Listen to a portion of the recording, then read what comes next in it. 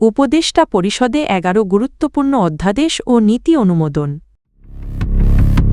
যে কারণে ভোট গণনায় বেশি সময় লাগতে পারে জানালেন ইসি সচিব। নারী পুরুষ সবাই মিলে আমরা আগামীর বাংলাদেশ গৌরব, জামায়াত আমির। ভারতে বসে শেখ হাসিনার বিবৃতি দিল্লিকে পররাষ্ট্র উপদেষ্টার বার্তা। ক্ষমতায় গেলে যুবকদের কর্মসংস্থানের ব্যবস্থা করবে বিএনপি, তারেক রহমান।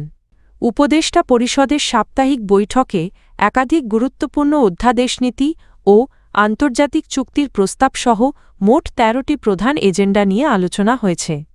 এর মধ্যে 11টি এজেন্ডা অনুমোদন দেওয়া হয়েছে এবং 2টি অধ্যাদেশের খসড়া আরও পর্যালোচনার জন্য ফেরত পাঠানো হয়েছে।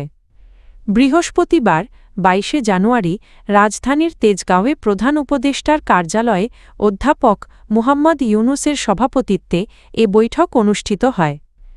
বৈঠক শেষে ফরেন সার্ভিস একাডেমিতে আয়োজিত ব্রিফিংয়ে এসব তথ্য জানান প্রধান উপদেষ্টার প্রেস সচিব শফিকুল আলম। অনুমোদিত অধ্যাদেশ ও নীতি। প্রেস সচিব জানান উপদেষ্টা পরিষদ যেসব অধ্যাদেশের খসড়ার চূড়ান্ত অনুমোদন দিয়েছে সেগুলো হল বাংলাদেশ বেসরকারি রপ্তানি প্রক্রিয়াকরণ অঞ্চল আইন রহিতকরণ অধ্যাদেশ ২০২৬, আসন্ন ত্রয়োদশ জাতীয় সংসদ নির্বাচনে ভোট গণনায় স্বাভাবিক সময়ের চেয়ে বেশি সময় লাগতে পারে বলে জানিয়েছেন নির্বাচন কমিশনের সিনিয়র সচিব আখতার আহমেদ। তিনি বলেন এবার ভোটারদের 2টি আলাদা ব্যালটে ভোট দিতে হবে এবং সারা দেশে প্রার্থীর সংখ্যাও বেশি, ফলে ভোট গ্রহণ ও গণনা 2 ক্ষেত্রেই সময় বাড়তে পারে। বৃহস্পতিবার রাজধানীর আগারগাঁওয়ে নির্বাচন ভবনে সাংবাদিকদের তিনি এসব কথা জানান। ইসি সচিব জানান প্রবাসী ও দেশের অভ্যন্তরীণ ভোটারদের জন্য ভিন্ন ধরনের ব্যালট ব্যবহার করা হচ্ছে। বিশেষ করে পোস্টাল ব্যালট গণনা বড় চ্যালেঞ্জ হয়ে দাঁড়াবে। তিনি বলেন ফেনী -3, চট্টগ্রাম -15 ও কুমিল্লা আসনে পোস্টাল ভোটারের সংখ্যা 13 থেকে 16 হাজারের বেশি, ফল প্রকাশে বিলম্ব ঘটাতে পারে।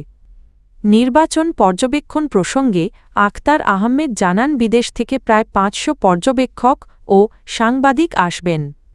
এর মধ্যে ইউরোপীয় ইউনিয়ন, কমনওয়েলথ ও তুরস্কের প্রতিনিধিরা থাকবেন। তাদের জন্য অন অ্যারাইভাল ভিসার সুবিধা রাখা হয়েছে।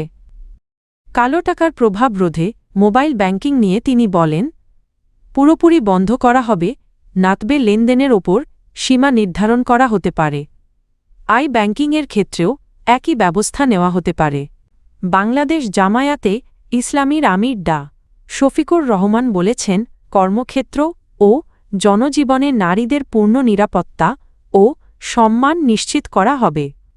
বৃহস্পতিবার মিরপুরের আদর্শ স্কুল মাঠে এক নির্বাচনী সমাবেশে তিনি বলেন, নারী পুরুষ সবাই মিলে একটি নিরাপদ ও ন্যায়ভিত্তিক বাংলাদেশ গড়ে তোলা হবে।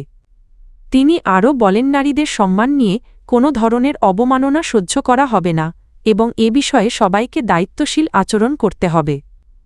নির্বাচন প্রসঙ্গে জামায়াত আমির বলেন, দেশে আর কোনো ভোট চুরি বা ভোট ডাকাতি দেখতে চান না তারা। তার ভাষায় চাঁদাবাজিত খলদারি ও সহিংস রাজনীতি থেকে মুক্ত একটি রাষ্ট্র গড়তেই গণভোটে জনগণের পক্ষে রায় দেবে। ডা. শফিকুর রহমান দুর্নীতির সমালোচনা করে বলেন, ন্যায়বিচারের অভাবে দুর্নীতিবাজরা দেশের অর্থ বিদেশে পাচার করেছে, যা আর চলতে দেওয়া হবে না। সমাবেশে জাতীয় নাগরিক পার্টি এর আহ্বায়ক তারাচিহ্ন নাহিদ ইসলাম, তারাচিহ্ন সহ 10 দলীয় জোটের প্রতিনিধি এবং জামায়াত ও শিবিরের বিভিন্ন স্তরের নেতাকর্মীরা উপস্থিত ছিলেন। বাংলাদেশের অন্তর্বর্তী সরকার ভারতে অবস্থান করে শেখ হাসিনার কোনো ধরনের রাজনৈতিক বিবৃতি প্রত্যাশা করে না, একথা স্পষ্টভাবে জানিয়েছেন পররাষ্ট্র উপদেষ্টা তৌহিদ হোসেন। বিবিসি ইন্ডিয়াকে দেওয়া এক সাক্ষাৎকারে তিনি বলেন, বর্তমান পরিস্থিতিতে ভারত থেকে এ ধরনের বক্তব্য দেওয়া বাংলাদেশ ভারত সম্পর্কের জন্য ইতিবাচক উদাহরণ হবে না। এ বিষয়ে ভারতের সরকারকে আগেও বার্তা দেওয়া হয়েছে এবং বিষয়টি আবারও স্পষ্ট করা হয়েছে। সাক্ষাৎকারে তৌহিদ হোসেন বলেন, কিছু ভুল বোঝাবুঝি ও অস্বস্তি থাকলেও ভৌগোলিক ও অর্থনৈতিক বাস্তবতায় বাংলাদেশ ও ভারতের সুসম্পর্ক বজায় রাখা উভয় দেশের স্বার্থে গুরুত্বপূর্ণ। তিনি জানান, 2024 সালের জুলাই আন্দোলনের পর শেখ হাসিনা সরকারের পতনের পর থেকেই দুই দেশের সম্পর্কে টানাপোড়েন শুরু হয়। এ সময় সংখ্যালঘু নির্যাতন, সীমান্ত উত্তেজনা এবং কূটনৈতিক পর্যায়ে পাল্টাপাল্টি তলবের ঘটনাও ঘটে। পররাষ্ট্র উপদেষ্টা বলেন, বাংলাদেশে সংখ্যালঘুদের ওপর যে কোনো সহিংসতার ঘটনায় অন্তর্বর্তী সরকার দ্রুত ব্যবস্থা নিয়েছে এবং সংশ্লিষ্টদের গ্রেপ্তার নিশ্চিত করা হয়েছে। একই সঙ্গে তিনি মন্তব্য করেন, ভারতের অভ্যন্তরীণ বিষয়ে বাংলাদেশ যেমন মন্তব্য করে না, তেমনি বাংলাদেশের অভ্যন্তরীণ বিষয়েও ভারতের একই নীতি অনুসরণ করা উচিত। তিনি আশাবাদ ব্যক্ত করেন, পারস্পরিক সম্মান ও সংযম বজায় রাখলে ঢাকা ও নয়াদিল্লির সম্পর্ক আবারও স্থিতিশীল পথে ফিরবে। বিএনপি ক্ষমতায় এলে যুবকদের জন্য কর্মসংস্থান সৃষ্টি ও অর্থনৈতিক স্বাবলম্বিতা নিশ্চিত করা হবে, এমন ঘোষণা দিয়েছেন বিএনপি চেয়ারম্যান তারেক রহমান। বৃহস্পতিবার বিকেলে মৌলভীবাজারের শেরপুর উপজেলার আইনপুর মাঠে এক নির্বাচনী সমাবেশে প্রধান অতিথির বক্তব্যে তিনি বলেন, শুধু দেশে নয়, মধ্যপ্রাচ্য, ইউরোপসহ বিশ্বের যে কোনো দেশে কর্মসংস্থানের সুযোগ কাজে লাগাতে যুবকদের প্রয়োজনীয় দক্ষতা ও সক্ষমতা তৈরি করা হবে। নারীদের উন্নয়ন প্রসঙ্গে তারেক রহমান বলেন, বিএনপি ক্ষমতায় গেলে দেশের 4 কোটি পরিবারকে ফ্যামিলি কার্ড দেওয়া হবে, যা পরিবারের নারীদের নামে ইস্যু করা হবে।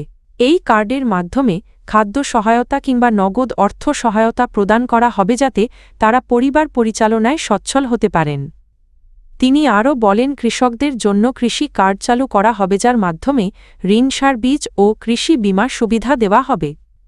এতে কৃষকরা প্রাকৃতিক দুর্যোগ বা সংকটের সময় দ্রুত ঘুরে দাঁড়াতে পারবেন। সমাবেশে জেলা বিএনপির আহ্বায়ক মো. ফয়জুল করিম ময়ূনের সভাপতিত্বে বক্তব্য দেন বিএনপির কেন্দ্রীয় নেতারাও।